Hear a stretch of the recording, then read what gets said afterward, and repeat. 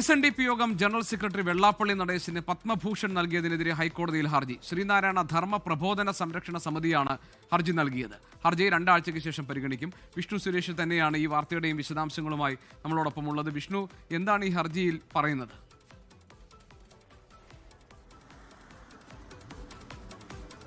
ചോദ്യം ഒന്നുകൂടി ആവർത്തിക്കാം. അല്ല, ഈ ഹർജിയിൽ എന്താണ് പറയുന്നത്? എന്ത് കാരണം കൊണ്ടാണ് വെള്ളാപ്പള്ളി നടേശൻ പത്മഭൂഷണ് അർഹനല്ലാതാകുന്നത്? എന്താണ് ഹർജിക്കാരന്റെ ആവശ്യം?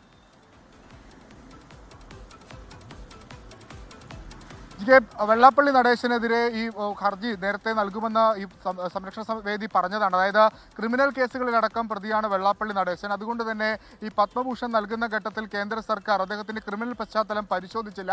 അദ്ദേഹത്തിനെതിരെ നിരവധി ക്രിമിനൽ കേസുകൾ പല പോലീസ് സ്റ്റേഷനുകളായി ബന്ധപ്പെട്ടുണ്ട്. ഇത്തരത്തിൽ ക്രിമിനൽ പശ്ചാത്തലമുള്ള ഒരാൾക്ക് പുരസ്കാരം നൽകുന്നത് ആ പുരസ്കാരത്തെ തന്നെ അതിന്റെ അന്തസ്സത്ത തന്നെ തകർത്തെറിയുന്ന സാഹചര്യമുണ്ട്. ആ ഒരു പശ്ചാത്തലത്തിൽ ഈ കേസിൽ ക്രിമിനൽ കേസുകളിൽ തീരുമാനം ഉണ്ടാകുന്നതുവരെ ഈ പുരസ്കാരദാനം അല്ലെങ്കിൽ പുരസ്കാരം നൽകുന്ന നടപടി നിർത്തിവെക്കണം എന്നുള്ളതാണ് ഈ ഹർജിയിലെ പ്രധാനപ്പെട്ട ആവശ്യം. പക്ഷേ ആ ഹർജിയിൽ ഒരു ഡിഫക്റ്റ് ഉണ്ടായിരുന്നു. പത്മവിഭൂഷൺ എന്നാണ് പറഞ്ഞിരുന്നത്. അതുകൊണ്ട് അത് തിരുത്തി പുതിയൊരു ഹർജി നൽകിയിട്ടുണ്ട്.